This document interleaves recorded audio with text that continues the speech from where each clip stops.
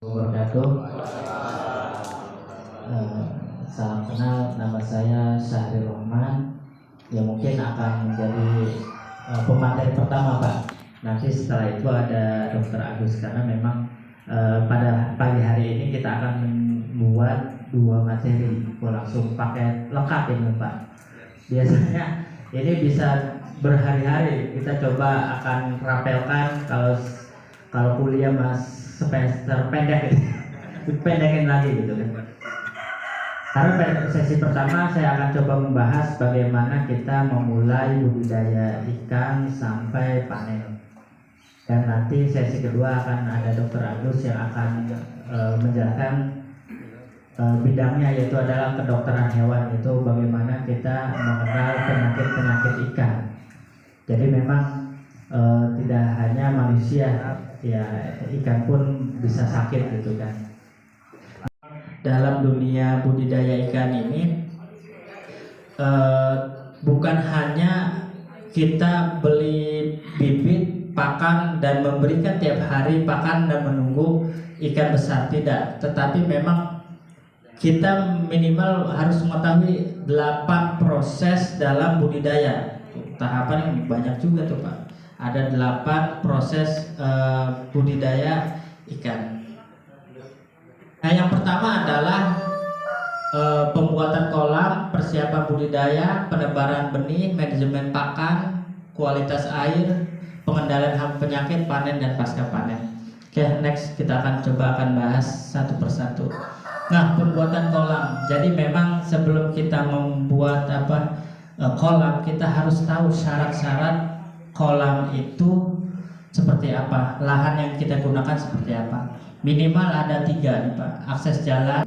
Akses jalan ini bagaimana material kolam ini jangan sampai kita boncos di ongkos kirim gitu kan. Karena kan kita tahu ya awareness harus ngangkat dari gang kecil ke gang kecil kan lumayan gitu kan. Makanya memang di sini udah cocok banget untuk pembuatan kolam, karena emang akses jalan juga mobil muat gitu Pak ya. Terus juga selain pembuatan material, biasanya nanti kalau kita panen, ketika akses jalannya tidak ada atau sulit, itu menyusahkan juga Pak. Menyusahkan untuk tengkulak atau ya pembeli ikan ini susah untuk memanen ikan. Jadi memang pastikan jangan sampai kita membuat kolam di daerah yang sulit akses jalannya. Ya minimal motor masuk gitulah. Minimal itu paling minimal. Terus yang kedua, bebas banjir. Nah, bebas banjir sebenarnya nanti bisa disiasatin oleh kontur atau kolam yang kita bikin. Bagaimana kita tahu tinggi air kalau banjir itu seperti apa. Dan yang ketiga adalah sumber air. Yang inilah yang ditekankan ketika kami memberikan atau survei lapangan untuk memberikan bantuan. Biasanya salah satu yang kita cecar atau kita tanyakan adalah sumber air. Sumber air ini ada enggak? Jangan sampai sumber air ini ada kalau musim hujan aja gitu kan. Jangan sampai itu. Yang kedua adalah sumber air ini bisa disedot enggak? Pak, sumber saya ada nih 7 sumur di sini ada, tetapi pompanya enggak ada. Ya itu juga sama kayak gitu. Memang sebelum kita membuat, kita pastikan dulu air yang kita mau dijadikan tempat ikan berenang itu kita ada kayak gitu. Makanya memang nanti next kalau misalkan Bapak dan Ibu misalnya mau ekspansi ke klaster yang lain, ya pastikan tadi akses jalannya baik, ya, bisa masuk jalan, dan yang terakhir itu air Pak ya. Kembali yang ya untuk sekarang kan emang si Malakama ya Pak ya, akhirnya emang ala kadarnya akhirnya kita bolak-balik ke dinas air ya Pak ya. Ya mudah-mudahan dengan pengalaman itu ke depan kalau misalnya kita menambah kolam, ya pasti kan airnya cukup dulu nih. Cukup dulu, jangan sampai kita cukup gitu kan. Ternyata pompanya belum ada, itu juga jadi masalah. Dan tambahan juga selain 3 ini adalah sumber listrik. Pompa ada, sumur ada, listriknya nggak ada, itu juga masalah. Kayak gitu. Memang penentuan titik kolam ini sangatlah penting untuk menunjang di budidaya. Pak, biasanya kan ikan lele itu di jamban aja kan bisa gitu kan, nggak ada listrik, nggak ada apa ya. Kalau zaman dulu kan di empang ya Pak ya, nggak ada tuh yang namanya listrik-listrikan. Ya kembali lagi, itu kita akan lihat maksimal atau tidak.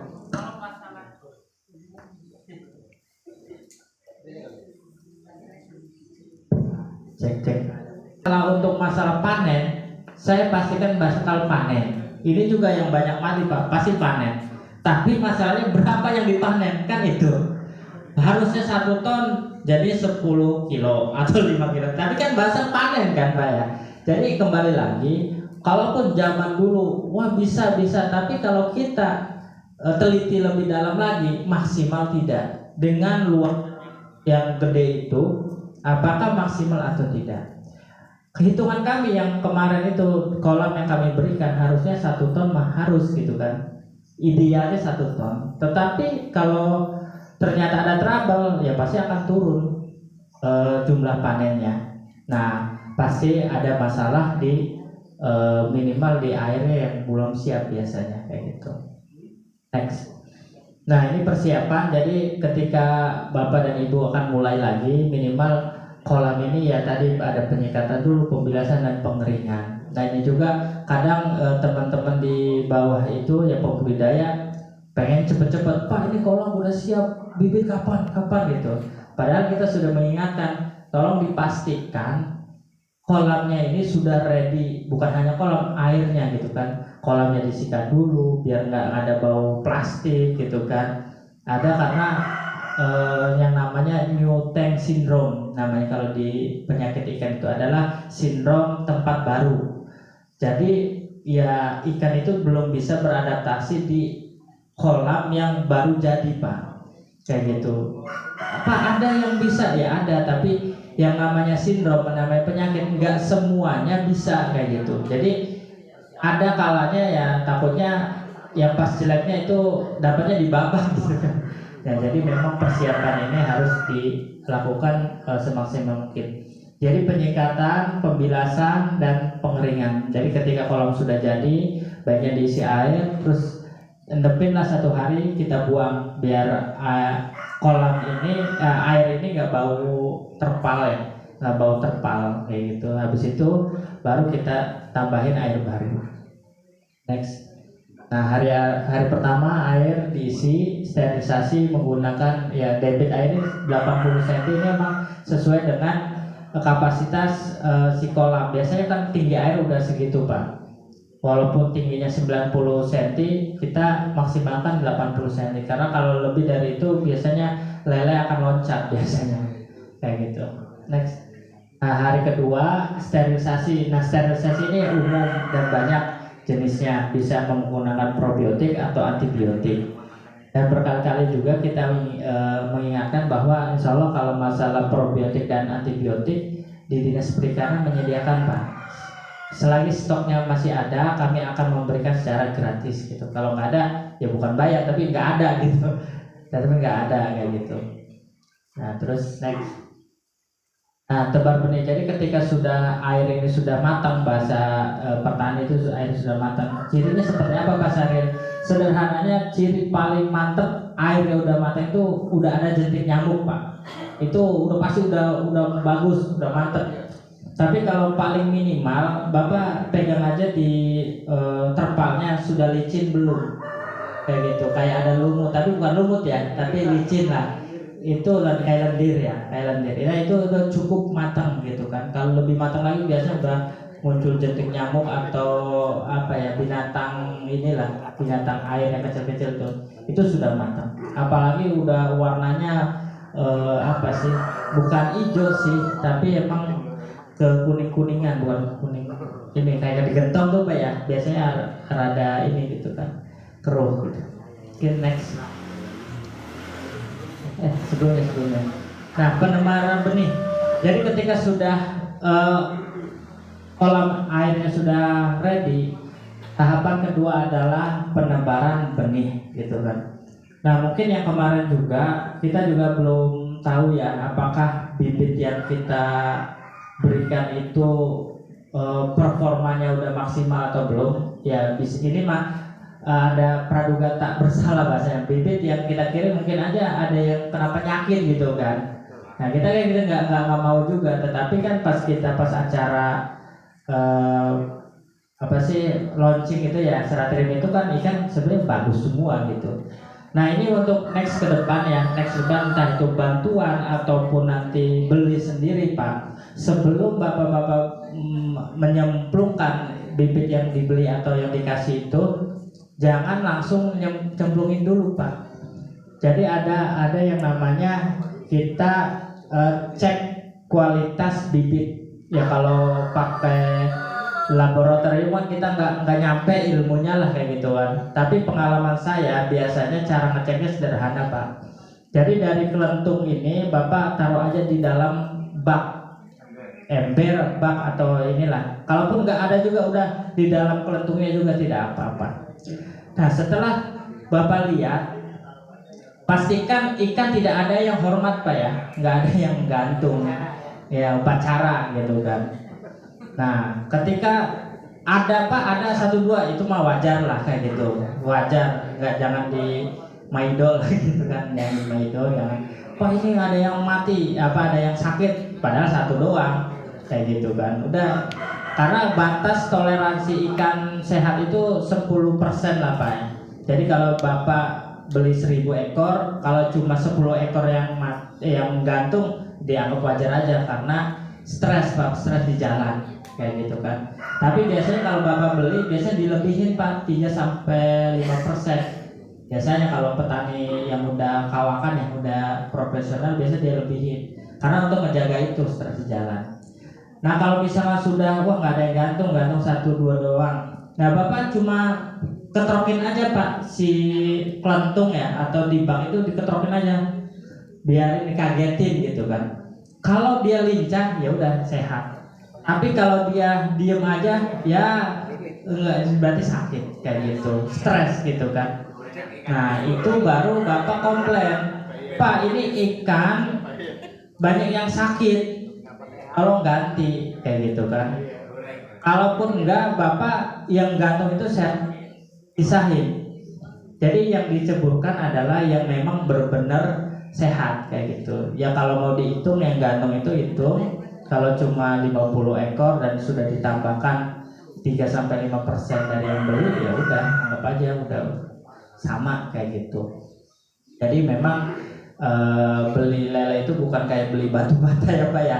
Belinya 100 ya, ada 100 gitu kan. Tapi biasanya kita akan lebihkan sekitar 3-5% kayak gitu. Ya kalau Bapak nggak percaya, hitung manual juga sebenarnya teman-teman petani nggak apa-apa gitu, siap gitu, kayak gitu. Memang ngitungnya lumayan sih Pak kalau belinya 10.000 gitu kan. Kayak gitu. Nah, ketika sudah dipastikan ikan ini sudah lincah dan sehat Bapak Ibu, nah baru ditebar di kolam. Jadi memang kesalahan teman-teman biasanya baru beli di pelentung langsung ceburin cepet gitu kan, tidak dilihat dulu gitu kan si ikan kayak gitu. Ya, jadi memang harus dipastikan di kolam ya, di bak lah kayak gitu. Supaya apa? Kalau di bak kecil kan ada yang mati, ada yang gantung, kita langsung dipisahkan ya gampang. Kalau udah diceburin langsung di kolom yang diameter 3, ada trouble. Waduh, nyiapinnya kan lumayan Pak, 3-4 hari, bahkan seminggu gitu kan. Ngulang lagi tuh. Jadi panjang lagi. Makanya pastikan bibit yang kita terima, yang kita beli, entah itu bantuan ataupun beli, sehat kayak gitu. Kalaupun emang ada yang gantung, dipisahkan dulu dan nanti kompromikan nih, ini yang gantung dan mati ada berapa ekor nih, ini gimana, potong pembayaran atau ganti atau gimana, kan itu kan enak gitu. Daripada Bapak dan Ibu udah nyembungin, karena kalau udah di bawah kan yang mati kan pasti di bawah gitu kan, nggak kelihatan kayak gitu. Kita nggak, kalaupun kelihatan, nah Bapak harus nyebur dulu, nyerokin gitu ataupun apa, malah pakai stres kayak gitu. Makanya memang diupayakan bibit yang kita terima itu memang sehat kayak gitu. Terus kalaupun pengalaman dari teman-teman misalkan belinya buat di empang, biasanya dia bikin keramba kecil dulu, taruh di keramba kecil. Kalau sudah dianggap sehat semua baru dilepas kayak gitu. Kalau memang menggunakan kolong tanah yang gede kayak gitu. Tapi cukup ditaruh di bak aja sebenarnya udah mempresentatifkan bahwa ikan itu sehat atau tidak sih Pak, kayak gitu. Next. Nah, manajemen pakan. Nah, ini juga harus diperhatikan Pak. Ketika bibit sudah datang, hari Senin datang nih, Senin pagi lah datang. Bapak jangan terlalu semangat memberi pakan Pak. Puasakan 1 hari dulu setelah bibit datang. Karena bibit yang dianggap kita sehat juga khawatir nipu kita Pak. Ya dia mungkin lincah-lincah karena puyeng gitu sebenarnya, bukan sehat gitu. Udah pusat sebelum udah ini gitu kan, nggak betah gitu ya. Ada yang udah muter-muter segala macam. Nah, jangan Bapak terperdaya, wah bantuan dinas nih, pakan banyak nih. Bagaimana caranya menghabiskan secepat-cepatnya gitu? Jangan gitu kan. Jadi ketika bibit datang, puasakan dulu 1 hari. Ya entah itu nanti beli sendiri ataupun nanti dapat bantuan lagi ya Pak ya. Puasakan 1 hari. Karena apa? Kita memastikan bibit yang kita terima itu benar-benar sehat. Karena kalau sudah kena pakan, kita sudah nggak bisa membedakan ini ikan mati ini atau ikan sakit ini karena bibitnya yang jelek atau memang kita yang ngasih makan pertama kali kayak gitu.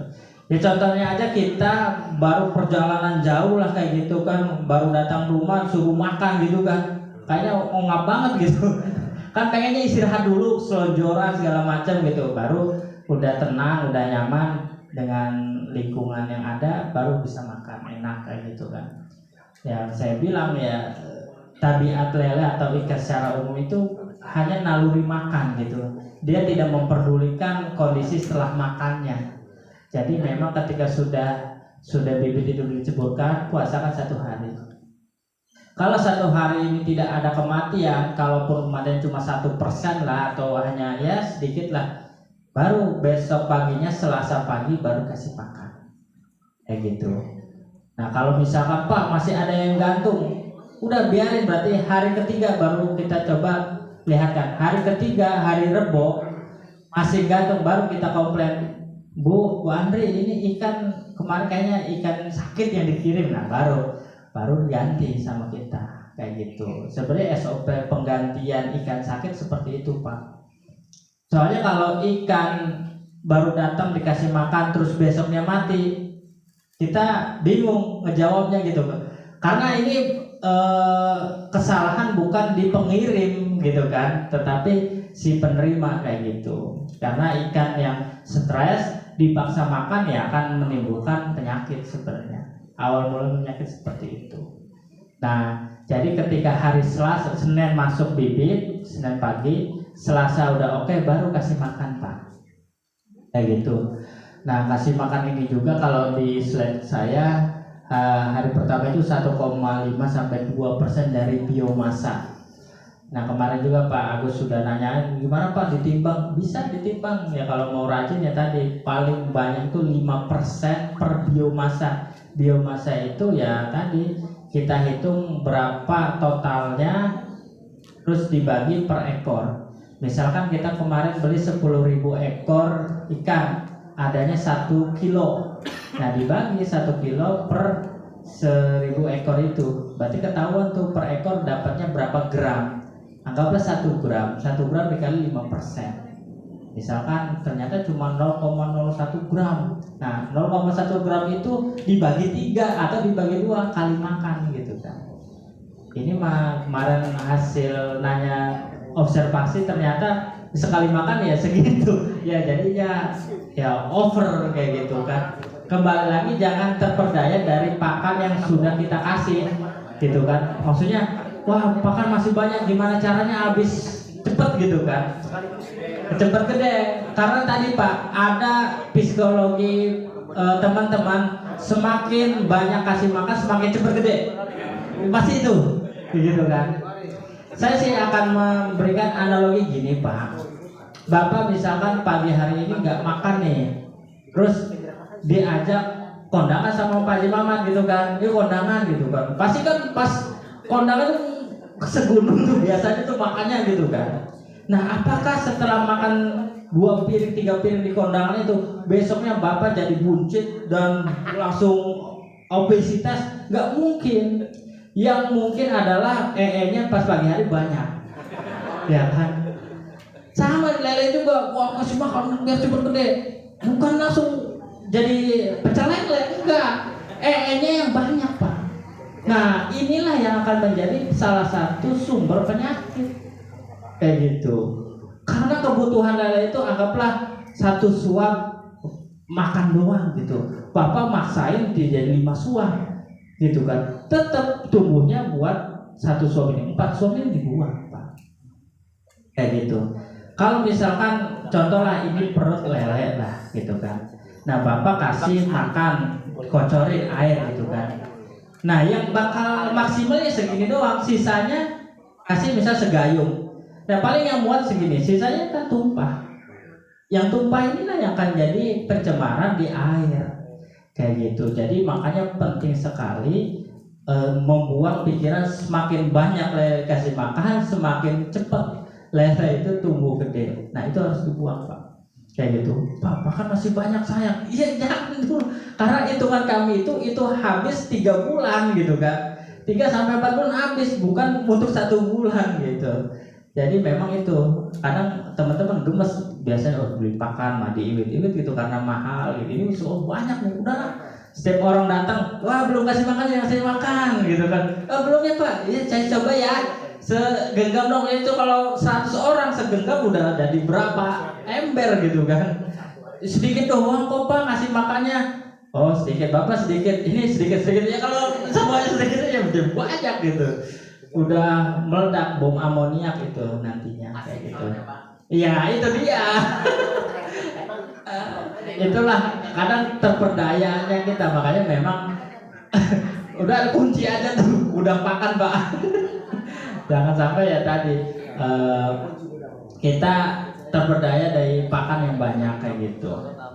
Kalaupun emang mau dikasih pakan masing-masing, mau nyobain pakan gitu kan, mau ngasih makan, ya udah timbang aja. Misalkan 1 hari ini harus habis 1 ember, udah yang dikeluarin tuh 1 ember, terserah mau yang ngasih cowok-cowok tapi nggak lebih 1 ember itu gitu kan.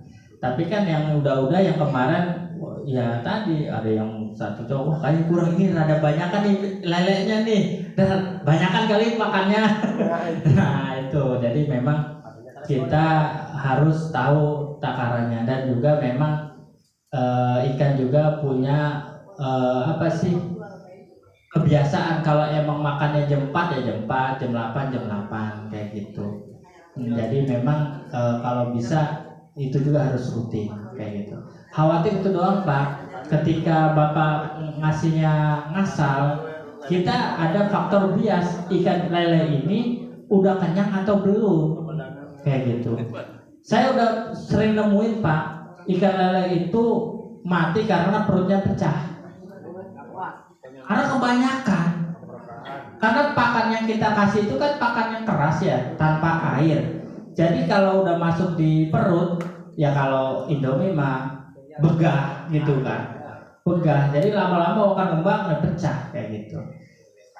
Kembali ke pasal 1, lele itu punya otak, gak punya pikiran. Dia ketabiatnya makan terus gitu, karena wah ini insting berburu ya pak ya, hewan itu insting berburu. Jadi dia makan terus, nggak tahu perutnya pecah baru berhenti makannya, ya mati gitu kan. Jadi memang kita harus memberikan sesuai porsinya. Nah bagaimana Pak Saril untuk menentukan pakan yang cukup dan tidak cukup untuk lele? Sebenarnya lele itu ikan yang termasuk ganas ya pak ya. Jadi bapak ini aja dengan melihat langsung di kolam. Misalkan bapak ambillah saja 1 cowok gitu kan, 1 cowok pakan, kasihkan ke lele. Kalau misalkan kurang dari 10 detik lah akan itu habis, belum juga 1 menit, baru berapa detik doang, berarti kurang. Tambah lagi 2 cowok gitu kan, ternyata masih habis. Nah yang ketiga nih, mulai lambat, ini udah hampir 30 detik atau 1 menit nih, masih ada gitu, masih ada ya. Nah stop, walaupun nanti habis juga Pak, tapi mulai lambat nih daya makannya. Nah itu stop, berarti udah cukup gitu. Kalau dikasih lagi Pak, masih lapar kok, masih habis, ya pasti habis. Kata saya bilang, belum pecah perutnya masih akan makan, kayak gitu. Jadi kalau sudah mulai melambat makannya, stop. Jangan, wah cobalah, bisa kali, ya bisa dimakan, pasti dimakan itu. Mau sekarung juga pasti habis gitu. Tapi kan tadi saya bilang cukup enggak berlebih tidak, kayak gitu. Nanti dampaknya adalah tadi airnya cepat bau, terus juga nanti ikannya juga ngegantung. Ada juga Pak, ikan itu sehat ketika makan gantung. Ya dia udah mules mungkin ya.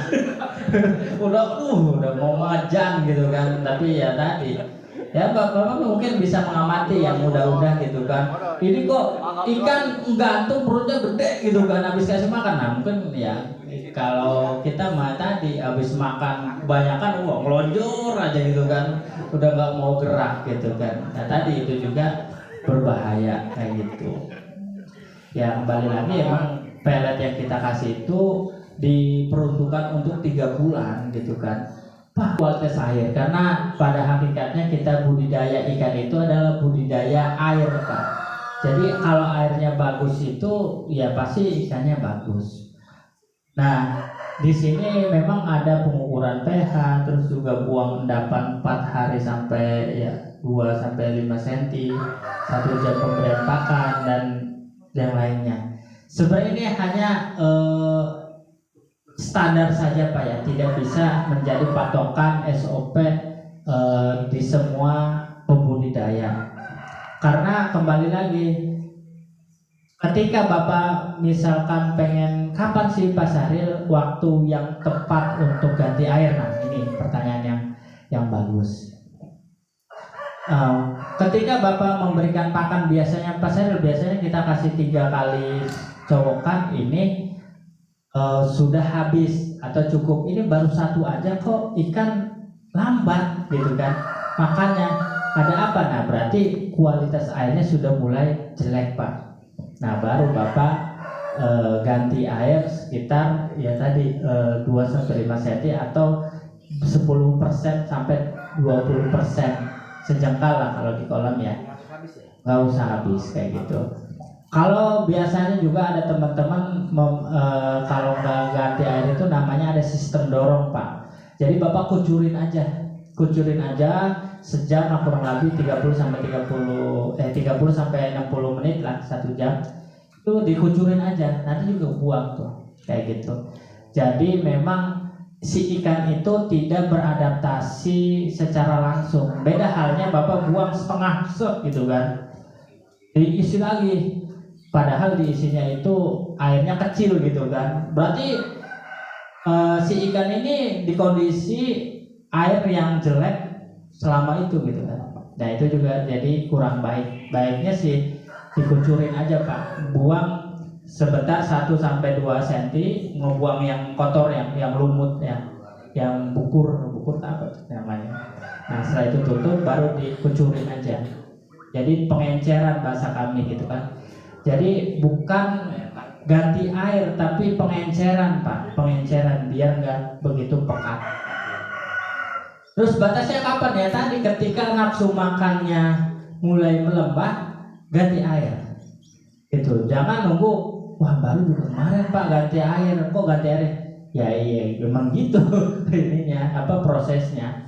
Kalau Bapak nunda sehari 2 hari itu fatal nantinya, karena bom amoniak ini kita nggak tahu, apalagi pagi panas malamnya hujan, wah udah langsung itu biasanya langsung ada penguapan dari bawah, ikan ya nggak bisa lari gitu kan karena di kolam kayak gitu. Jadi memang untuk menentukan kapan ganti airnya, Bapak cek aja. Kalau misalkan nafsu makannya udah turun, udah langsung ganti air, nah baru pasti akan sehat lagi gitu. Next. Nah, terus kalau misalkan kita ganti air segala macam sudah kita lakukan, ternyata ada indikasi penyakit ya Pak. Nanti mungkin akan dibahas lebih lengkap oleh Dokter Agus ya. Nah, kalau misalkan kita pengen tahu nih, apakah ini ikan kena penyakit atau airnya yang kurang baik gitu kan? Nah, cuma dua doang Pak. Cek nafsu makan dan tingkah laku ikan. Kalau misalkan udah diganti air, nafsu makannya tetap biasanya 3 cowok, ini cuma 1 cowok aja, berarti memang udah kena penyakit Pak. Apalagi ditambah tingkah lakunya babak ketrok-ketrokin tetap aja gitu, hormat bendera gitu, padahal udah selesai upacaranya gitu kan. Nah itu berarti sudah kena penyakit. Nah terus next, kalau sudah kena penyakit gimana Pak Saril gitu. Ini akan dijawab sederhana saja Pak. Kurangi jumlah pakan. Jadi kalau misal udah ganti air tapi kok masih menggantung aja, kurangi sampai puasakan Pak. Jadi kalau misalkan udah dikurangin tetap masih ada yang gantung, udah puasain aja 1 sampai 2 hari kayak gitu. Nggak usah takut Pak, wah ikan gimana nih nanti mati kelaparan. Nggak ada cerita Pak, ikan lele mati kelaparan Pak. Paling dia makan temennya. Tapi temennya yang sakit biasanya Pak. Biasanya temennya yang sakit yang udah ini pasti makan. Makanya kita mendingan puasakan saja. Kita daripada kita nambah pakan, ngasih makan. Karena tadi Pak, ketika kita ngasih makan berarti kita memberikan amoniak di sana. Amoniak atau racun atau buangan lah ya. Akhirnya yang sakit akan nambah sakit lagi gitu kan. Udah saya sakit, kondisi air kayak gini gitu kan, ya bakal nambah parah. Terus kedua adalah ganti air sampai maksimal 75%. Dengan catatan sumber airnya, pompa airnya bagus ya Pak ya. Jangan sampai ganti air 75%, ngisi airnya 5 jam gitu, waduh keburu mati gitu kan. Kalau kayak gitu mendingan Bapak ganti tempat Pak. Tadi bagus tuh Pak Mamat bilang ada 1 kolom yang kosong, itu bagus Pak, atau 2 atau 3 lah. Itu kolom emergency. Selain buat ganti air juga kolom emergency. Ketika udah ada yang sakit, total habisin total airnya, ganti tempat. Jadi si ikan itu nggak kelamaan nggak ada air gitu. Kebayang kalau cuma sejengkal airnya, nunggunya 5 jam sampai 6 jam ngisi airnya gitu. Mendingan ganti tempat kayak gitu. Nah kalau sudah ganti air, puasain gitu kan. Terus ikan yang sakit tolong pisahkan. Ketika lagi surutin pasti ada yang gantung tuh. Ketika disurutin kan ada kondisi di mana air itu kan ini ada sedotan lah yang keluar gitu kan. Ikan yang sakit pasti diem Pak. Pasti diem, nggak menyelamatkan diri, udah pasrah gitu kan. Nah itu yang pasrah diserokin aja tuh, pindahin ke kolam karantina atau kolam pisahkan kayak gitu. Nah yang keempat nih tanda tanya, selain udah ganti air, pakan sudah di stop, udah di karantina, terus gimana Pak? Yang keempat, nah yang keempat adalah berdoa Pak.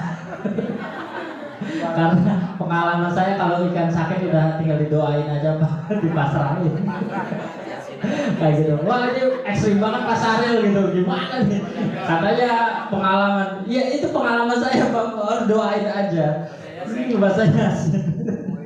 Karena gini Pak, di dalam jurnal atau penelitian profesor manapun, obat ada, obat anti bakteri, obat anti virus itu ada. Yang masalah adalah gimana cara ngasih makannya gitu. Kalau kita sakit bisa disuapin nggak, dia nggak bisa bergerak nih ya, kita suapin gitu kan. Suapin nggak bisa, diinfus. Nah kalau lele bingung Pak, dia kita campur pakan pakai obat, dikasih pakan dia nggak makan, terus gimana cara ngobatinya gitu? Diinfus satu beli 10.000 infusan berapa gitu kan.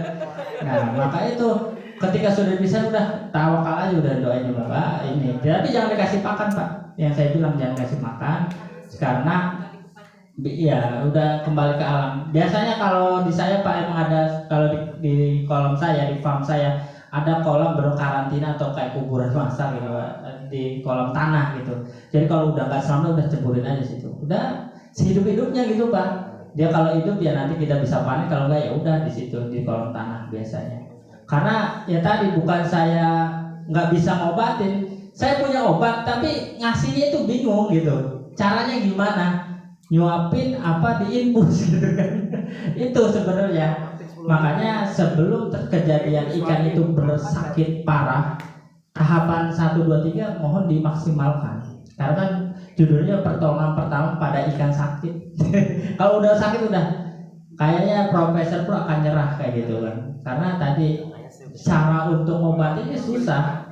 Caranya obatnya ada, caranya susah Pak. Gitu kan. Saya punya pilnya nih, tapi ikan nggak mau makan, ini gimana gitu kan. Kalau orang nggak mau makan ditelan muntah lagi, bisa infus aja cus beres, disuntik gitu kan. Kalau lele ya bisa suntik, ya kalau 1000-2000 ekor gimana Pak? Nah ini panen, kalau panen mah nggak usah diajarin Pak ya. Kalau panen makanya udah pada bisa gitu. Jadi kalau jago gitu. Kalau enggak nanti panggil saya aja Pak, kalau panen mah bisa lah saya. Panen parsial dan panen total gitu. Jadi itu mah kembali ke masing-masing individu pengen parsial atau total. Kembali lagi Pak, kalau parsial berarti kita sortir dulu tuh. Berarti sebagian, berarti kita nyortir ikan lele yang ukurannya 7 sampai 8, isi 8 lah. Gitu. Minimal 9 sih biasanya. Sortir dulu. Nah, itu harganya juga biasanya agak tinggi gitu. Anggaplah kalau sortiran itu harganya sekilo 20.000 misalkan ya. Nggak tahu kalau di pasaran di sini berapa. Nah, kalau sortiran 20.000. Tapi kalau gerus lebih murah Pak biasanya. Bisa 17.000 atau 18.000. Rugi dong Pak kalau kayak gitu. Ya sebenarnya antara rugi dan enggak. Kenapa enggaknya? Ya Bapak enggak ada biaya untuk nyortir gitu. Jadi biarkan tengkulak yang nyortir sendiri. Karena nyortir lele itu bukan hal yang perkara yang gampang Pak. Satu-satu lumayan Pak. Kalau 10.000 ekor ya Bapak pilih 10.000 ekor milihin gitu kan. Apalagi lele bukan kayak nyetak batu bata Pak. Itu bisa 3-4 ukuran atau bahkan 5 kayak jari nih, kecil gede-gede gitu Pak. Berarti Bapak bikin 5 tempat gitu Pak. Milihin ukuran yang sama tuh dengan 5 tempat. Nah itu waktu dan tenaga. Kadang teman-teman nggak kebayar, nggak berpikir kok lebih murah. Ya itu biaya 2.000 itu buat nyortir itu gitu kan. Jadi kalau pengennya agak mahal ya tadi udah parsial aja bisa 20.000. Tapi kalau nggak mau pusing, udah gerus aja semuanya gitu. Borongan gitu. Kalau lebih murah ya tadi si pemborong ini kalau udah di rumahnya Pak, bukan langsung dijual semua, tapi pasti mereka ini gitu kan, nyortir. Bahkan ada resiko, saya juga pernah jadi tengkulak juga Pak. Wah pokoknya dari bibit sampai tengkulak saya udah pernah jalanin Pak. Jadi kalau udah nyampe di rumah, kita yang kecil itu kita pelihara. Konsekuensinya adalah ada ikan lele yang benar-benar bentuknya bonsai Pak, nggak gede-gede gitu kan. Udah kasih makan, kasih bangkai, kasih apa, udah segitu-gitunya gitu kan. Bantet gitu kan, udah kecekek bahasanya gitu kan. Kecekek dulu, udah kasih obat, kasih apa kok ya emang udah kayak gitu. Udah emang tipenya ikannya lelenya udah mungkin bantet gitu kan.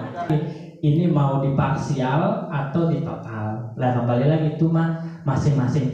Wah parsial aja Pak, kita mau SDM-nya banyak daripada nganggur ya monggo gitu kan. Tapi ada yang misalkan punya Pak Mama doang, tuh saya mah waktu lumayan. Nyortir lele itu nggak bisa 1 jam, yakin saya Pak. Nyortir lele nggak bisa 1 jam, apalagi 10.000 itu. Belum ngurasnya, belum itu. Belum kepatilnya itu kan jadi bukan milihin batu gitu kan, pindahin, megangnya kan lumayan Pak gitu kan. Jadi memang itu pilihan dari bapak-bapak panen. Dan mungkin titik berat ketika panen nih Pak ya, titik berat panen, jangan ketika mau panen Bapak ngasih makan. Waduh, rugi dong Pak. Jangan masalah ruginya Pak. Ini akan menjadi bumerang buat Bapak. Misalkan nih, sore mau diangkat sama tengkulak, pagi puasakan Pak. Wah nanti kurus, enggak apa-apa Pak. Bukan kurus enggak langsung krempeng gitu, enggak. Tapi memang ketika Bapak ngasih pakan pagi, sore itu pasti muntah. Pasti muntah. Sehingga pakan enggak jadi daging, malah dimuntahkan. Jadi pelet kebuang. Kayak gitu. Dilala pengen ditimbang berat, malah enggak gitu. Makanya kalau tengkulak tulak biasanya triknya gitu Pak. Dia ngopi dulu 30 menit sejam, biar muntah dulu Pak. Biar ringan gitu. Jadi Bapak kalau percuma ngasih makan juga akan dimuntahkan, nggak bakal jadi daging. Akhirnya yang pagi-pagi dijor 30 kilo itu bisa kebuang semua Pak. Kayak gitu. Sayang gitu kan. Udah mendingan kita stop aja, udah apa adanya karena kembali lagi rezeki mah udah ada yang ngatur lah kayak gitu. Daripada kita wah kasih makan yang sore mau ini jor-jorin gitu kan. Kalaupun langsung diangkat Pak, itu bakal muntah. Karena proses untuk mencerna pelet itu bisa 12 jam sendiri tuh Pak. Kayak gitu. Pernah saya melakukan penelitian, ya tadi proses pengosongan perut ikan itu ya rata-rata 12 jam baru kosong, dan bukan kosong tapi itu menjadi bubur Pak. Ya kayak gini aja, Bapak makan malam gitu kan, pas pagi kok bisa muntah gitu kan, ada padahal belum makan, ya tadi belum jadi feses ataupun ini, ada beberapa yang belum kecerna, masih ada di lambung. Kalau udah sampai usus mungkin ya udah nggak bisa dimuntahkan kayak gitu. Makanya memang inilah notice dari saya, pesan dari saya ketika udah mau panen ya 12 jam puasakan. Kalau malam dijor kasih makan nggak apa-apa. Tapi kalau udah pagi udah stop.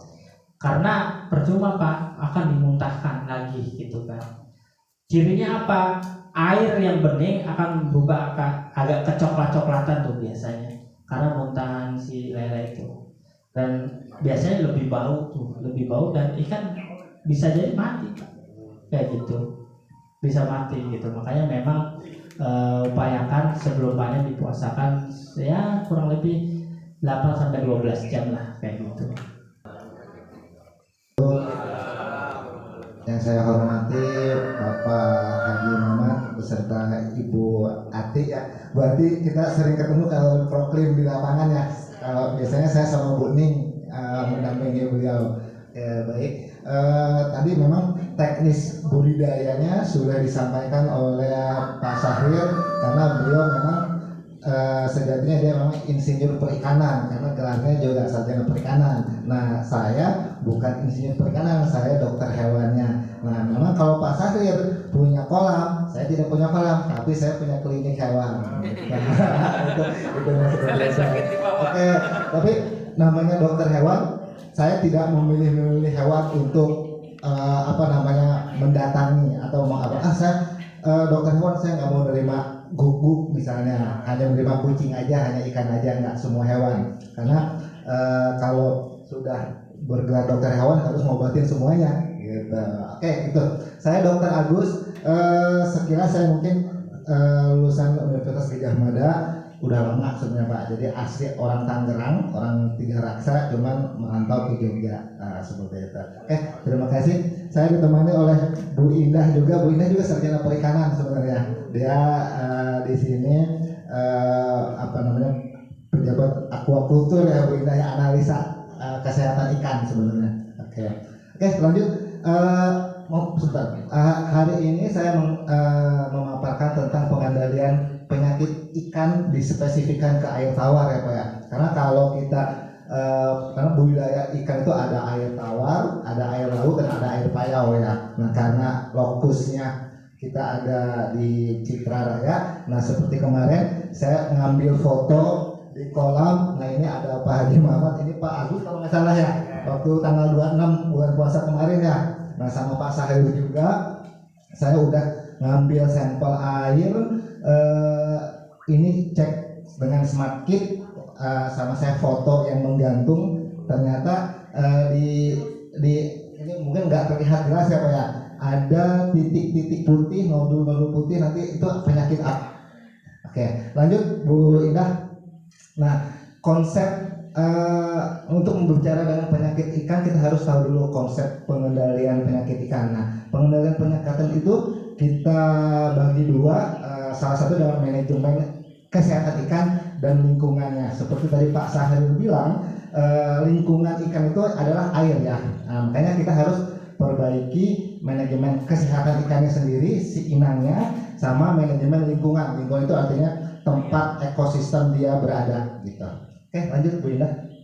Nah, kok kenapa ikan bisa sakit Bapak dan Ibu? Nah, seperti kita ketahui bahwa ikan itu kan individu ya Pak, makhluk hidup juga. Dia tinggal di ekosistem perairan. Kalau kita kan di daratan ya.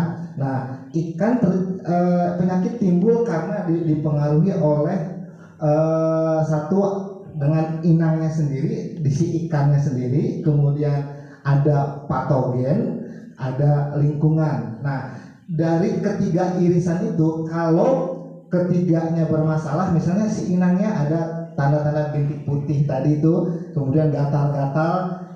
Kalau gatal-gatal kurang tepat, tapi di jurnal ada menyebutkan istilahnya kegatalan Pak. Jadi itu betul, bukan istilah jorok ya, kegatalan. Jadi ada memang jurnal mengatakan itu bukan gatal-gatal, dan itu istilah kegatalan.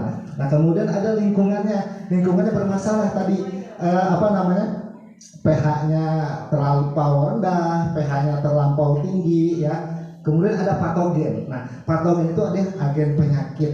Nah, agen penyakit itu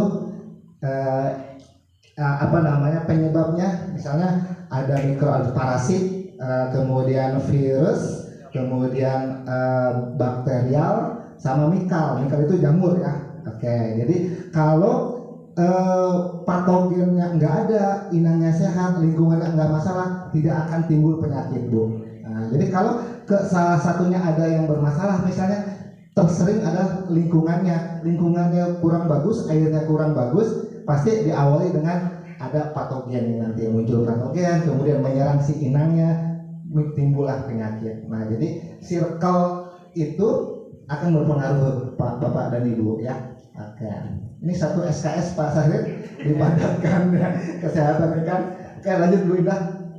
Nah, jenis penyakit tadi di awal saya mengatakan bahwa agen penyakit patogen itu ada parasit, ada jamur, ada bakteri, ada virus. Dan kalau untuk bakteri sama virus dia tak kasat mata, jadi dia mikroskopik. Jadi agen penyakitnya harus dilihat dengan mikroskop. Tetapi kalau jamur sama parasit, insya Allah kita bisa melihat ya dengan mata telanjang gitu. Nah, kemudian ada juga ikan sakit karena faktor genetik ya, nutrisi, lingkungan. Nah, yang penyebab jadi disebabkan oleh parasit, jamur, bakteri dan virus itu disebut penyakit yang patogenik. Jadi yang menular ke sesama ikan ya. Tapi kalau genetik, nutrisi, lingkungan dia tidak akan menular begitu. Oke, lanjut Bu Indah. Nah, tadi udah jelas. Oke, sekarang lanjut ke penyakit non infeksi. Nah, tadi penyakit non infeksi dia disebabkan oleh genetik. Nah, genetik itu dia bawaan dari tetuanya, dari induknya. Makanya untuk memilih keturunan itu berasal dari tetua yang bagus dulu ya. Misalnya body condition score-nya ya Pak Sahril ya, induk jantan dan induk betinanya harus bagus. Nah, penyakit non infeksius tadi genetik, bibit-bibit bobotnya Bu, betul. Nah, penyakit bawaan disebutnya. Nah, misalnya ada Bu, secara dia hanya anatomi saja. Jadi ada ikan yang insangnya bisa terbuka, kemudian mulutnya tidak menutup rapat, tulang punggungnya bengkok, tubuh tidak simetris. Nah, tulang punggung bengkok juga sebenarnya tidak hanya genetis, dia ada karena faktor nutrisi ya. Misalnya saya pernah melihat ikan lele yang bentuknya kayak keris, jadi meringkal gitu. Nah, ternyata dia ada kekurangan nutrisi tertentu, bisa mineral atau apa gitu. Kemudian untuk penyakit non infeksius, biasanya pertumbuhan ikan atau udang ya, ikan tidak sempurna, jadi dia kecil, terus dikasih makanan yang bagus dia tetap kecil begitu ya, karena berasal dari tetuanya yang tidak bagus itu Pak ya. Kemudian pertumbuhannya terhambat ya udah pasti karena indukan yang jelek, pasti dia tidak bisa berkembang. Terus mudah terserang penyakit infeksius. Nah, jadi ketika penyakit genetik itu muncul karena dia kecil terus, kadang nggak anoreksia, nggak mau makan, dia akan mudah terserang penyakit, misalnya gitu. Makanya diberi bukan makanan bergizi gratis ya Pak Sahir ya. Jadi dikasih makan banyak pun tadi tidak disarankan kan begitu. Oke.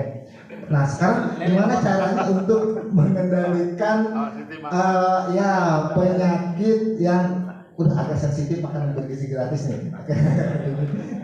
Tidak mengarah ke situ sebenarnya gitu. Penyakit non infeksius untuk menanggulanginya gimana? Nah, untuk menanggulangi pengendalian penyakit genetik misalnya pemilihan induk unggul. Nah, ada di Kementerian itu ada gaul ya, penggunaan indukan unggul. Nah, gitu. Makanya untuk para pembenih untuk mengawinkan atau memijahkan ikan harus mencari indukan-indukan yang unggul ya Pak ya. Gitu. Gaul penggunaan indukan unggul. Gitu. Ya, harus gaul, tapi jangan digauli Pak ya, harus memilih. Gitu.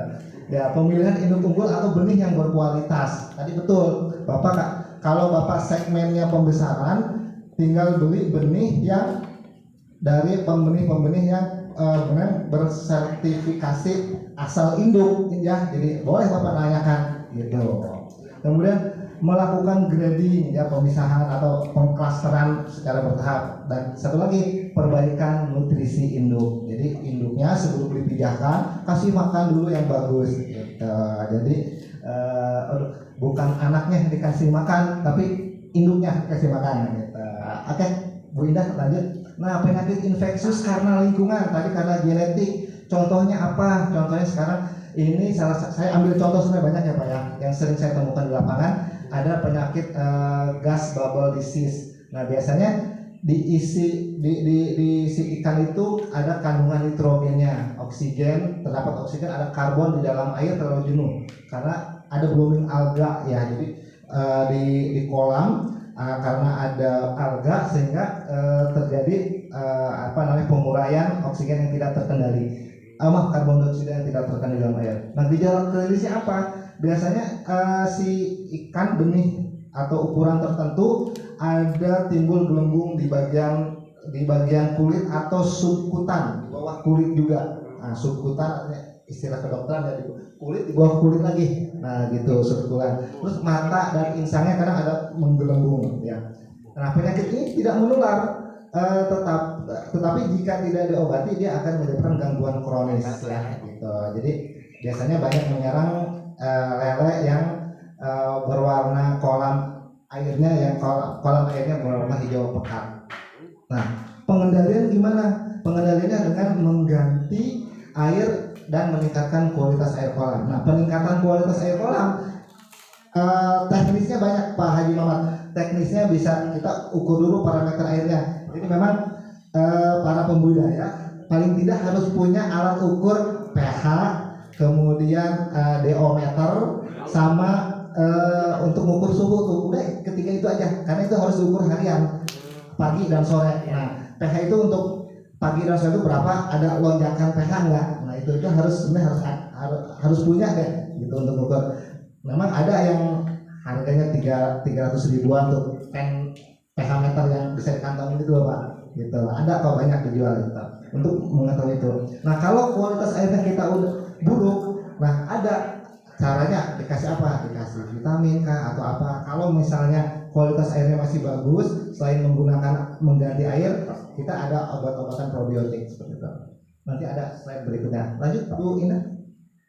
Nah, ini tadi kekurangan oksigen. Nah, karena kenapa? Ikan juga butuh oksigen. Walaupun ikan lele dia bisa bertahan di kondisi kepadatan tebar yang tinggi ya Pak Sahrir ya. Tetapi bukan berarti dia tidak butuh oksigen. Jadi semakin padat tebar, jadi dia akan berkompetisi untuk mengambil oksigen gitu. Makanya untuk harus butuh oksigen DO ya, dissolve oksigen terlarut di dalam koran. Nah, untuk untuk meningkatkan DO terlarut itu biasanya dikasih aerator Pak, jadi ada gelombang-gelombang udara tuh gitu. Biasanya ikan kolam yang ada gelombang-gelombang udaranya dia cenderung lebih sehat dibanding yang nggak ada oksigennya, nggak ada aeratornya begitu.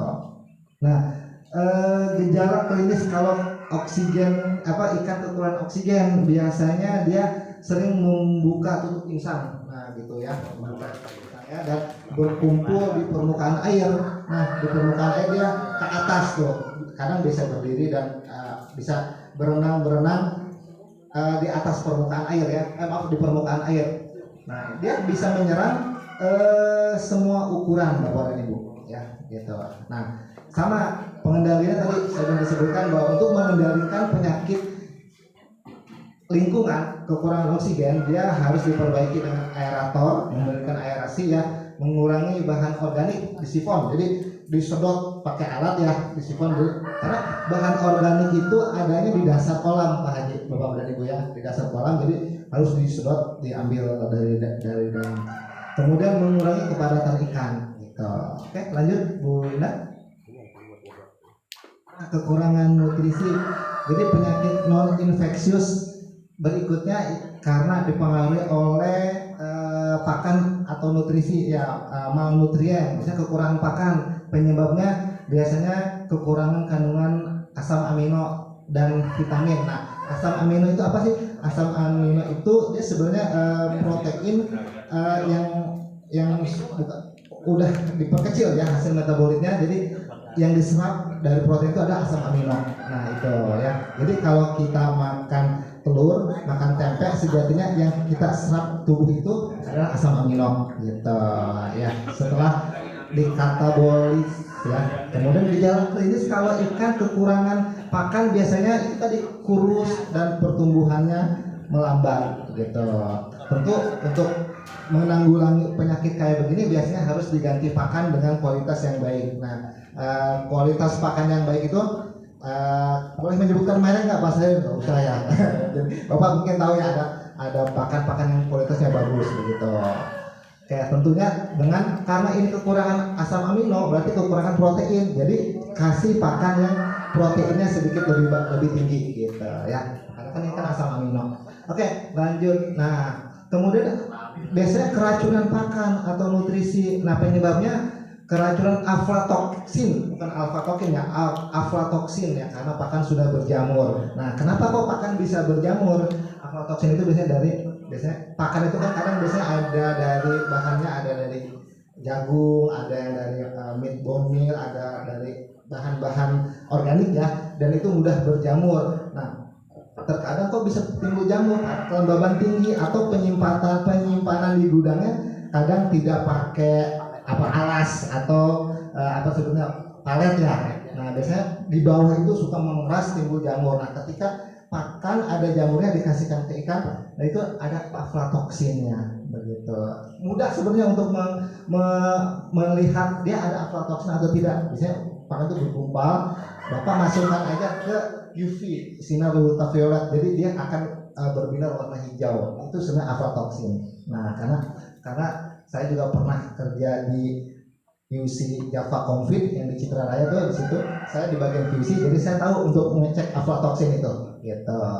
Nah gejalanya apa kalau pakan atau nutrisi kekurangan itu? Jadi tutup insang sama keriput ya, tubuh ikan bengkok dan pertumbuhannya lambat. Jadi secara umum hampir sama ya. Pengendaliannya pun sama, diganti dengan pakan yang kualitasnya lebih baik. Oke, lanjut Bu Indah. Nah sekarang penyakit infeksi. Nah penyakit infeksi cepat saja. Penyakit infeksi itu penyakit yang menular, infeksius. Penyebabnya tadi banyak tuh. Ada bakteri, ada virus, ada parasit, ada mikal. Mikal itu jamur. Nah saya ambil contoh aja. Tadi yang saya lihat dulu titik-titik di awal tadi itu kan ada ikan menggantung, ada titik-titik. Sebenarnya itu penyakitnya parasit. Kegatalan ya, parasit bisa daktilovirus, bisa kutu air penyebabnya, dan timbul bintik-bintik putih, kemudian berkembang menjadi penyakit parasit, penyakit bakterial. Contohnya ke penyakit bercak merah, motil aeromonas, yang disebabkan oleh bakteri Aeromonas hydrophila. Nah penyebabnya gejala klinis tadi timbul merah, diawali dari bintik-bintik putih ya, kemudian dari pangkal sirip, kumis sampai ke badan, seluruh badan gitu. Oke, lanjut Bu Ina. Mengendalikannya tentu di kualitas airnya diperbaiki ya. Menerapkan biosecurity. Biosecurity itu nanti ada slide yang berikutnya, harus dikelilingi misalnya pakai pagar atau apa, tujuannya agar agen-agen, tidak hanya agen penyakit sebenarnya, predator-predator pun tidak bisa masuk ke lingkungan budidaya Bapak dan Ibu gitu. Nah, kalau misalnya sudah tadi kan ini Aeromonas hydrophila itu bakteri ya, penyakit bakteri yang menyerang ikan kalau sudah membentuk luka. Nah, kalau udah luka biasanya boleh diizinkan pakai antibiotik Pak. Nah, memang ini bisa pakai oxytetracycline, tapi baiknya kita punya ada, kalau di dinas itu ada namanya enrofloxacin, boleh dikasih enrofloxacin aja, nanti Bapak minta aja ke dinas ya. Kalau OTC kita nggak menyediakan oxytetracycline, boleh sebenarnya, dari undang-undang itu ada, tapi baiknya enrofloxacin aja yang sudah ada register KKP-nya gitu. Kalau untuk, nah ini bagian untuk kuratif ya, kuratif itu pengobatan untuk menyebabkan penyebabnya dulu, menghilangkan. Nah, kalau lukanya bisa diolesi dengan iodine tincture, berarti kan harus satu-satu, nggak mungkin ya, berarti di dipping kita ada pakai, boleh pakai namanya kupru sulfat ya, jadi ada, jadi Bapak boleh minta ke kantor kami gitu, ada. Selanjutnya pemberian vaksin. Nah, kok ikan bisa divaksin? Ada namanya hidrovac ya. Nah, vaksin itu diberikan bukan pengobatan. Vaksin itu sebagai pencegahan ya, profilaksis. Jadi sebelum Bapak tebar memang harus divaksin dulu tuh. Dulu memang ada Pak, kita bukan pengadaan. Jadi kita dikasih oleh UPT KKP, jadi ada vaksin nih gitu. Tahun 2000 berapa lupa saya. Sekarang nggak ada lagi. Jadi dulu pernah demonstrasikan juga saya ke para pembudidaya. Jadi vaksin hidrovac ke benih dicelupin, ke indukan disuntikin gitu. Kemudian pemberian imunostimulan sebagai suportifnya. Begitu pun sama, Bapak kalau sakit ke dokter pasti sama dokter dikasih vitamin sebagai suportifnya, entah itu vitamin C atau B kompleks. Kita ada tersedia vitamin C. Oke, lanjut Bu Ina. Nah, ini penyakit tadi, penyakit berikutnya oleh karena kutu air, Argulus ya. Ini penampakan kalau di dalam mikroskop ya. Biasanya ada gigitan Argulus ya di bagian tubuh si ikan, sama lingkungan yang buruk juga. Nah, gejalanya sama seperti ini. Kalau udah kena kutu air, kalau udah melemas, kemudian mudah bakteri masuk. Oke, pengendaliannya sama, lingkungannya diperbaiki, sama perendaman garam dapur ya dengan dosis seperti itu Pak. Kita buat larutan dulu per liter 10-15 gram, dibuat larutan kemudian ditebar ke kolam gitu, pakai garam karena ini kan parasit ya, parasitik gitu. Kalau dengan garam nggak sembuh juga boleh kasih vitamin, kasih probiotik, nanti ada. Oke, lanjut Bu Ina. Nah, selain tadi Argulus ada penyebab oleh cacing, Dactylogirus ya, sama penyebabnya gitu. Oke, lanjut Bu Ina. Nah, ada juga ini penyakit Ichthyophthirus multifilis ya, penyakit yang di bawah epidermis kulit subkutan ya gitu ya. Jadi timbul warna bintik-bintik putih, dia menggosok-gosokkan ke kolam ya, ke terpalnya. Jadi ya itu tadi yang istilahnya kegatalan itu ya gitu. Oke, lanjut Bu Ina. Oke, ganjen ya. Lanjut Bu Ina. Nah, untuk penyakit parasit, penyakit infeksi biasanya harus dikendalikan kualitas airnya, direndam tetap pakai air garam, sama ada jurnal mengatakan boleh pakai PK, permanganan sekaligus ya, tapi boleh saja Bapak pakai itu yang warna ungu itu ya, PK ya, gitu, permanganan sekaligus. Jadi Bapak Ibu bikin konsentrasi yang serendah mungkin, Bu, jadi jangan pekat-pekat, jadi boleh direndam itu gitu. Kemudian pakai akriflavin, kita ada ya Pak Sari akriflavin ya. Akriflavin kita punya tuh Bu, di kantor. Oke, lanjut Bu Ina. Nah, selanjutnya trichodina yang biasa menyerang pada sirip ikan. Gejalanya hampir sama kalau parasit Bu ya, gatal-gatal kemudian timbul luka. Oke, lanjut Bu Ina. Nah, ini kalau penyakit saya tidak menjelaskan kalau virus enggak ya, karena saya lebih spesifik di daerah sini karena saya kemarin menemukan itu. Tapi kalau jamur biasanya dia akan berkembang berikutnya. kena parasit, kemudian bakteri, terus ada luka, muncul jamur kadang tuh. Nah, jadi kayak hifa, benang-benang putih tuh. Nah, kemarin saya di sini nggak menemukan, memang nggak, tapi biasanya akan berkembang seperti itu kalau tidak segera ditangani. Oke, lanjut Bu Ina. Nah, manajemen kesehatan ikan yang perlu dilakukan apa sih misalnya biar tidak terjadi penyakit, tidak munculnya penyakit. Salah satunya pertama yang lebih gampang ini penerapan biosecurity. Jadi sekeliling area ekosistem Bapak di budidaya harus dipagari misalnya, atau di apalah, jangan sampai predator hewan-hewan yang lain bisa masuk. Kemudian lakukan pemantauan atau monitoring tadi, pemantauan kualitas air Pak harian, pagi dan sore, pH, suhu sama oksigen GO ya. Kemudian penggunaan obat-obatan, jadi obat-obatan yang diperbolehkan. Nanti ada contoh yang saya tampilkan yang diperbolehkan yang kayak gimana sih Pak? Bapak bisa beli misalnya, atau selama stok masih ada, tadi kata Pak Sarif, silakan datang ke kantor ada ya. Kemudian Bapak harus bisa membaca diagnosa, karena kalau ini kan paling Bapak menjelaskan aja, Pak ikan di kolam saya gejalanya seperti ini. Nah paling Bapak telepon saya atau Pak Sarif biar dipantau ini kira-kira penyakit apa, diagnosanya apa gitu ya. Kemudian penerapan CBIB dan CPIB tadi betul kata Pak Sarif, kita harus punya menerapkan cara budidaya ikan yang baik atau cara pembenihan ikan yang baik. Nah misalnya kolamnya harus gimana, sumber airnya harus gimana begitu, tidak boleh dekat dengan lingkungan pabrik dan sebagainya. Kemudian pengaturan lalu lintas, akses jalan. Nah yang terakhir bisa dengan vaksinasi, walaupun memang vaksinasi itu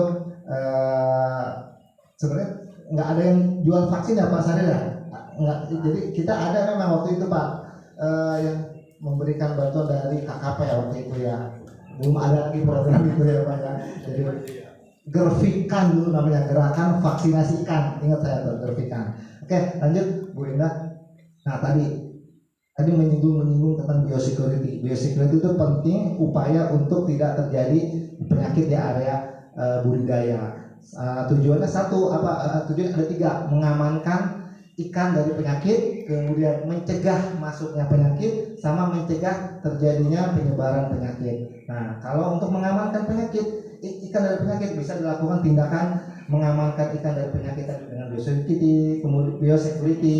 Kalau mencegah masuknya penyakit, membatasi pengunjung Pak. Nah biasanya lalu lalang tuh kadang ada orang yang tidak biasa masuk ke kolam, main masuk aja, kita nggak tahu sepatu kita ada bakterinya atau ada virusnya misal, itu mempengaruhi. Memang kalau di kolam-kolam komersil itu ada area yang sebelum biasanya di pintu masuk Pak, di pintu masuk ada kolam kecil misalnya, itu yang berisikan dengan desinfektan ya, cairan desinfektan harus dibuang dulu gitu. Contohnya kayak kita masuk ke masjid ada kolam itu ya, masuk ngebul dulu ya, kayak begitu. Jadi untuk mendesinfeksi bibit penyakit dari luar ke kolam gitu. Memang itu perlu kedepannya harus ada Pak Hadiman untuk meminimalisir terjadinya penyebaran penyakit gitu. Kemudian melakukan treatment air, pagar, dan mengatur lalu lintas kendaraan atau orang. Nah kalau untuk mencegah penyebaran penyakit, kalau sudah terlanjur ada penyakit di kolam itu, lakukan pengelolaan limbah, tidak menjual benih yang berpenyakit. Jadi kalau misalnya udah ada lele yang mati, jadi pengelolaan limbah bangkai yang mati itu harus katakanlah dikubur atau apa, jangan dibuang ke lingkungan perairan gitu, ya. Oke lanjut Bu Indah. Nah ini obat ikan nih, obat ikan, saya sedikit menyinggung obat ikan. Jadi upaya yang paling baik untuk penyakit ikan itu sebenarnya mencegah Pak, jangan mengobati. Betul, mengobati memang bisa dilakukan, tadi Pak Saya betul bilang kita ada obatnya, cuman untuk metodenya kadang kita susah gitu. Memang metode mengobati ikan bisa dengan campur pakan ya, bisa di dipping, direndam, atau bisa di spraying, macam-macam semua. Tapi itu dilihat dengan gejala klinis dulu. Kadang si ikan gimana beda pengobatan gitu. Jadi obat ikan itu ada. Obat ikan itu adalah sediaan yang dapat digunakan untuk mengobati ikan. Nah, untuk membebaskan gejala dan memodifikasi agar ikan itu sehat. Nah gitu ya, tadi nih ada contoh-contohnya nih gitu. Nah kalau misalnya untuk mengobati penyakit ya karena lingkungan, Bapak boleh, nah saya ngambil dari beberapa contoh jurnal ya. Kalau biasanya suka ada bahas pakai kaporit, formalin dan hidrogen peroksida, kita nggak menggunakan itu. Kita pakainya untuk membersihkan kolam biasanya pakai kuprum sulfat ya. Kita ada Pak, kita ada. Jadi Bapak boleh minta ada kuprum sulfat ya. Itu sudah terregistrasi KKP. Jadi Bapak tidak perlu pakai kaporit, formalin, C2H2 nggak perlu gitu. Walaupun ini gampang, mudah kita dapatkan, mudah ya. Tapi itu tadi efeknya biasanya ke lingkungan. Kita pakai cukup membersihkan pakai kuprum sulfat ya, pasarin kita ada ya. Nah, gitu. Kemudian kalau untuk membersihkan permukaan tubuh ikan yang sakit, kita cukup pakai garam aja lah yang lebih gampang. Kita ada garam krosok, garam ikan ya. Gitu. Kemudian kalau untuk mengobati dari dalam tubuh si ikan dengan cara kasih vitamin, mineral, antibiotik, kita ada tersedia gitu. Lanjut Bu Ina. Nah mungkin Bapak menemukan nih, jadi obat ikan itu dibagi beberapa bagian. Ada sediaan biologi, premix, farmasetik, herbal, dan probiotik ya. Nah, contohnya ini, kalau sediaan biologi itu vaksin Pak. Jadi vaksin itu sebenarnya kenapa disebut biologi? Jadi dia upaya mengobati dengan cara pencegahan gitu ya. Jadi memasukkan virus kepada si ikan gitu. Kemudian kalau premix itu adalah zat tambahan yang dicampurkan ke makanan gitu ya. Nah, premix. Kalau farmasetik ya jelas obat ya, contohnya ada antibiotik ya, ada roxin, ada apa namanya oxytetracycline, enrofloxacin. Nah kalau probiotik kita banyak, aduh sayang kita nggak bawa contohnya ya. Jadi ada probiotik itu ada M4, ada Petrofish, Yakult mungkin. Yakult memang termasuk ada apa namanya kayak kita ada biolacto ya, lactobacillus isinya sih sebenarnya ya. Gitu. Oke lanjut Bu Ina.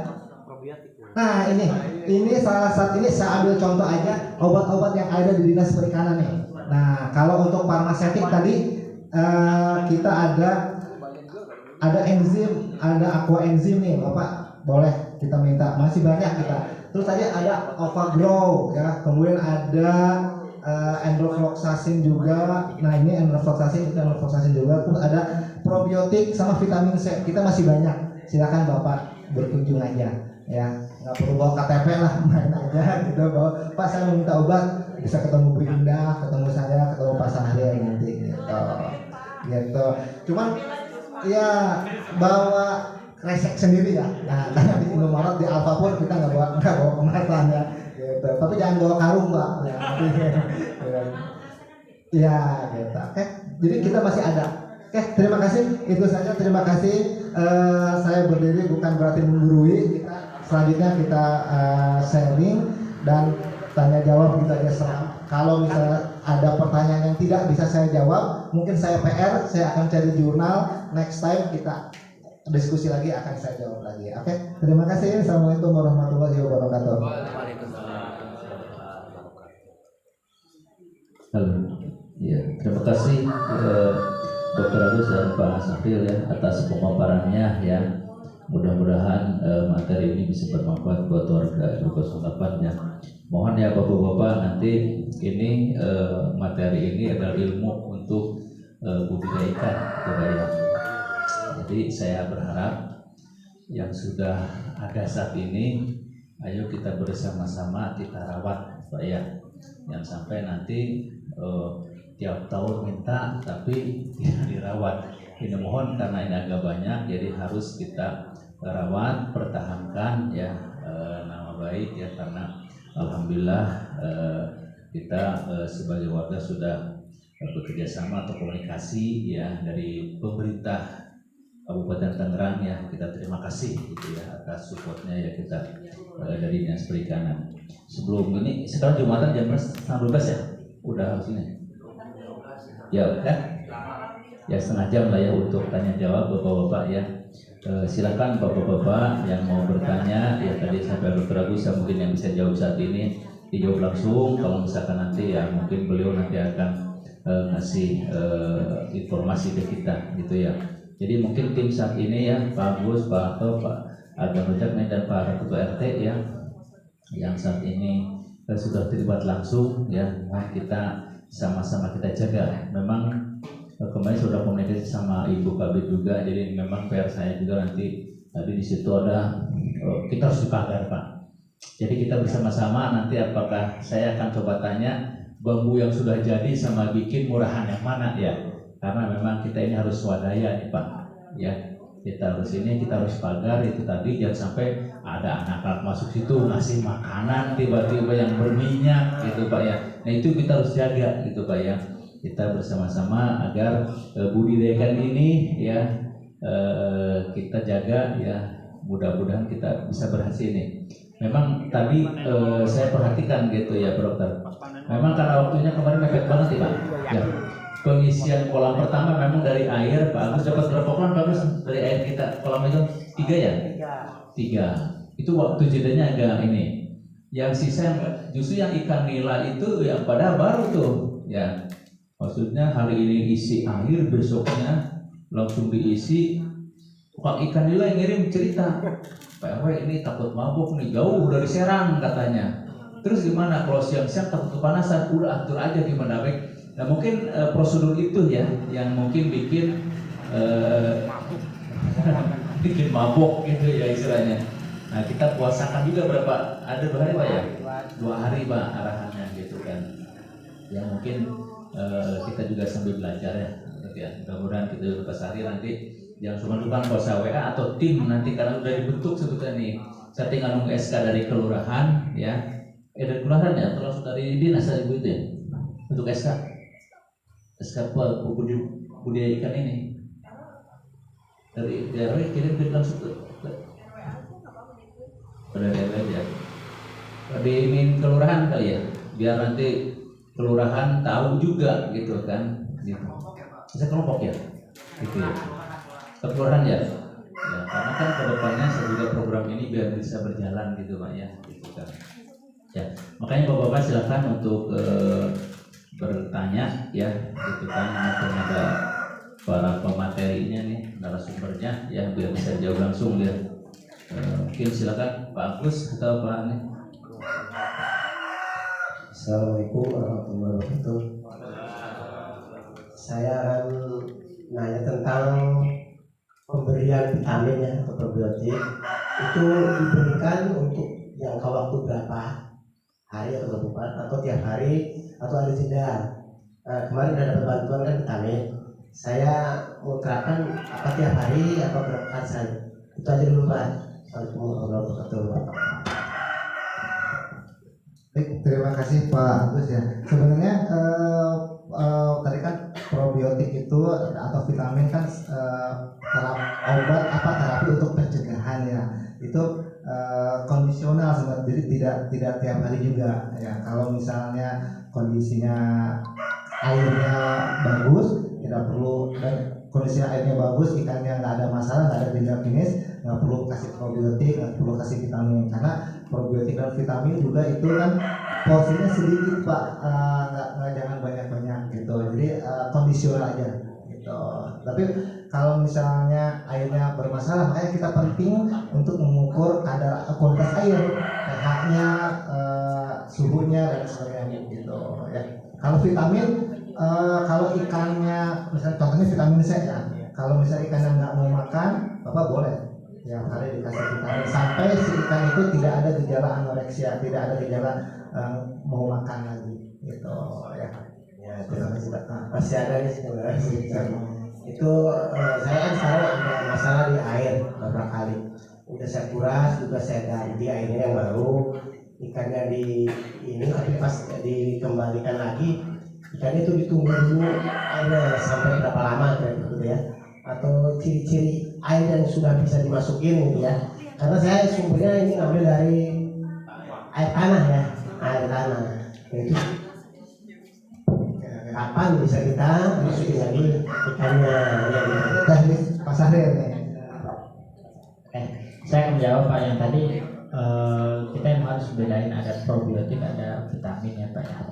Kalau probiotik itu biasanya untuk menunjang air ini agar apa ya, tidak cepat jelek ya. Pasti jelek juga Pak, tapi akan memperlambat jelek. Jadi ketika saran saya, biasanya saya lakukan pemberian probiotik itu ke air ya Pak, ya? Bukan ke pakannya, ke airnya itu. Bisa ada M4, biolakto atau probiotik lah di situ, probiotika. Kalau dimasukkan ke air, ini biasanya ada 2 kali Pak, bukan 2 kali, ya 2 waktu lah. Pertama pas kita mengendapkan air, menampung air gitu kan, pertama kali ya gitu kan. Yang kedua ketika ganti air Pak. Jadi Bapak misal hari ini ganti air 10%, 20% itu tambahin kayak gitu. Artinya kita dengan logika kita membuang probiotik gitu kan, ditambahin lagi gitu kan. Dan yang kedua kan yang pertama tadi ketika nampung air, entah itu mau ngisi bibit atau buat stok air ganti buat ini gitu kan. Nah kapan kata Bapak bisa udah pasti kalau Bapak menggunakan probiotik itu paling cepat 1-2 hari baru bisa kayak gitu. Karena pada dasarnya 1 hari juga sudah bisa, tapi lebih mantap lagi kalau udah dapat tambahin probiotik 1 hari udah jadi biasanya Pak. Udah ya anget lah, makan sih nggak anget, udah baik. Tapi ya tadi semakin lama itu semakin bagus. Tadi kan mungkin ada waktu-waktu emergensi kapan nih? Ya tadi 1 hari dipin dengan probiotik, jadi udah penuh, Bapak kasih probiotik tuh berapa banyak? Ya mungkin kalau sekitar pakai botol ya mungkin 1/4 atau setengahnya gitu. Kalau mau makin cepat ya sebotol gitu kan. Botol itu kayak itu apa namanya, Yakult itu probiotik. Tadi saya lihat gambar ada Yakult. Iya, Yakult itu probiotik. Tetapi tadi Pak, probiotik kan ada yang cocok dan tidak.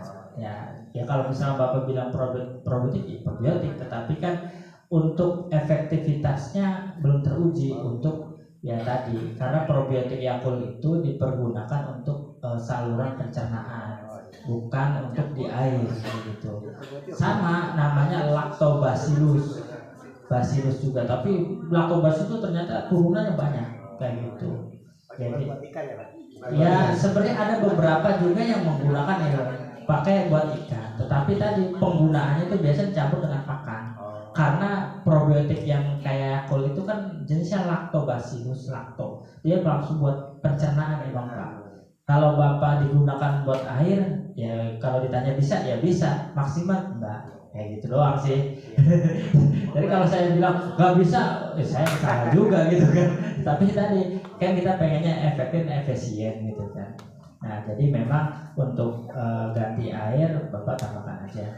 Kalau vitamin baiknya dicampur di pakan kayak gitu. Nanti kan ada yang namanya amino liquid gitu, amino liquid ada. Nanti lihat aja di botol itu komposisinya apa. Biasanya kalau vitamin. Jangan sampai vitamin diceburin buat di air campur, itu ya samanya membuang kayak gitu. Nah kalau misalkan ada trouble, Pak saya nggak keburu nampung gitu kan, ini gimana? Bapak bisa langsung dari air sumber, tapi tadi dikucuri terus gitu, kucurin sampai muber gitu. Tapi nggak bakal muber karena ada L itu kan, ada buangan itu kan. Ya Bapak kucur aja sejam atau 2 jam, atau sekira-kira ngisi air bundar itu penuhnya berapa jam sih. Jadi secara tidak langsung udah ngisi 100% tuh Pak. Sampai ada ya teman itu ya sampai bening lagi gitu kan. Tapi nggak dibuka, dikucurin aja gitu. Itu ya air flow-nya jadi ngucur keluarnya dari situ. Ya itu strategi aja sih kayak gitu. Ya baiknya sih emang udah ditampung ini, tapi kalau emang terjadi hal itu ya Bapak nunggu 3 hari keburu ikannya mampu gitu. Mendingan nggak usah dibuka, tutupnya dikucurin aja. Ya sekitar sejam 2 jam lah kayak gitu. Kita kan sehari yang tak akan kecil aja. Ya, mungkin kalau lebih kecil lagi mungkin sehari gitu. Mungkin tetap seru lagi Pak, masih penasaran warna air yang bagus itu gimana? Coklat apa hijau gitu? Setelah beberapa hari dijamin ikan itu, ya itu. Ya sebenarnya warna air ini memang banyak dipengaruhi oleh bakteri yang ada. Ada yang namanya red water system, jadi menggunakan air merah Pak. Jadi kalau Bapak buka YouTube ada tuh red water system, airnya air kayak air darah Pak, merah gitu. Tapi ada yang green water system, pakainya air hijau gitu kan, pakai namanya plankton ya, plankton hijau gitu kan. Dua-duanya sebenarnya bagus, artinya dua-duanya memiliki bakteri pengurai. Nah yang nggak bagus itu ketika kepekatannya itu tinggi. Jadi kan mau hijau mau merah itu menggunakan oksigen ya, aerator. Terlalu pekat air pas itu mati lampu. Nah itu bahaya tuh. Itu kan di Tangerang mah ada aja Pak, setahun sekali atau beberapa kali ada aja trouble gitu kan, pemadaman gitu kan, ya suruh-suruh enggak gitu. Makanya kalau di perusahaan-perusahaan yang udah canggih itu, mereka pasti menyediakan genset Pak, kayak gitu. Jadi kita pakai sistem bioflok, pakai sistem pada tebar tinggi, airnya sampai bermerah, itu nggak ada yang hitam Pak. Kalau hitam baru jelek tuh biasanya, merah hijau gitu kan. Nah itu biasa ada. Nah yang harus diperhatikan ketika aeratornya mati, nah itu harus segera itu diganti air atau karena kebanyakan nanti ya kebayang Pak, ikan itu udah banyak butuh oksigen, ditambah lagi bakteri yang jutaan gitu kan, pasti butuh oksigen. Nah ketika itu mati udah rebutan gitu kan, siapa yang menang nih? Ya kalau bakteri yang mati nggak kelihatan, kalau lele yang mati yang kalah gitu pasti bakal kelihatan kayak gitu. Makanya memang kembali lagi ada 1 atau 2 kolam emergency saran saya, karena memang kita nggak tahu dalam budidaya ikan itu ada waktu-waktu tertentu yang mungkin trouble gitu. Kita yang udah siapkan persiapan berminggu-minggu ada aja Pak trouble itu. Ya kita pasti tiap perlu hujan gitu. Dan sampai ketika sudah ada trouble kita bingung. Wah baru nelfon sana nelfon sini, akhirnya terlalu parah, harusnya langsung ke UGD, ini mah masih ngantri BPJS dulu gitu kan, udah keburu meninggal gitu kan, hasil masih uangan dulu gitu kan. Nah itu Bang Bina layak sih berapa Pak? ya sebenarnya minimal 1 titik sudah cukup sebenarnya. 1 titik sudah cukup, karena saya lihat emang padat tebarnya nggak perlu berpadat. Diameter 3 itu ya kan kita isi sekitar 2.000 ya, itu bisa 5.000 Pak. Tapi tadi dengan aerator harus non-stop tuh, aerator stop terus 4 titik dan kembali lagi 4 titik terus kayak gitu. Tapi tadi ketika pasien kata pasar bisa di 5.000 bisa, tapi tadi resikonya benar-benar tinggi Pak. Pada tebar tinggi segala macam. Kalau bahasa bilang bisa gitu. Sampai teman ada yang di daerah Maui pernah melakukan 1 kolam itu 5.000 Pak. Dia udah aeratornya kenceng, gantiannya juga kenceng juga Pak. Jadi memang kembali lagi analoginya gini Pak. Bapak di sini dengan kapasitas berapa? Sekitar 30 orang nggak tanpa AC atau kipas masih nyaman. Coba 100 orang di sini gitu kan, pengap gitu kan, butuh kipas, AC atau apa, biar kita nyaman dulu di sini. Kalau misalkan cuma ya 30 ya nggak juga apa-apa, ada AC juga lebih nyaman gitu kan, Jos gitu, lebih tidur. Ya itu sih Pak Gus untuk jawabannya. Apa gitu warna jadi warna kayak air teh gitu ya. Tetapi tadi belum air rada busuk, angkat ganti lagi gitu kan. Nah di lele juga atau di budidaya ikan yang masalah bukan dari kerucut Pak. Jadi kalau misalkan dibuang aja, cabut itu harusnya ya kalaupun nggak bersih kayak di pel gitu kan, harusnya lumut-lumut yang jelek itu ke bawah kayak gitu kan. Bukan kerucut ya Pak. Jadi agak miring gitu. Kalau Bapak bikin kolamnya agak kayak gitu. Ya kayak gitu kan. Nah tetapi kalau misalkan emang 100% ya harusnya ganti aja Pak, ganti tempat aja. Karena kalau logikanya gini, ketika Bapak ganti surut 100%, nah si ikan ini akan berenang di paling bawah nggak ada air dan itu ada lumpur ya, berarti dia berenang di lumpur bau gitu. Ini akan menjadi masalah kayak gitu. Tadi sih Pak. Melalui dinas perikanan, ya mungkin itu aja karena waktu Pak Pusat Jembatan. Terima kasih Dr. Agus Tasari dan Teh ya yang telah memaparkan ya, alhamdulillah ini mendapatkan ilmu buat warga saya ya. Mudah-mudahan nanti jangan sungkan-sungkan, nanti ada tim saya yang akan komunikasi terus ya. Mudah-mudahan setiap ada kegiatan sampaikan aja warga, siap menampung warga kita Pak setiap kegiatan. Itu aja sih gitu ya. Gitu ya. Terima kasih. Assalamualaikum warahmatullahi wabarakatuh. Ibu-ibu nggak ada memasukkan ya? Nggak ada ya? Kasih aja.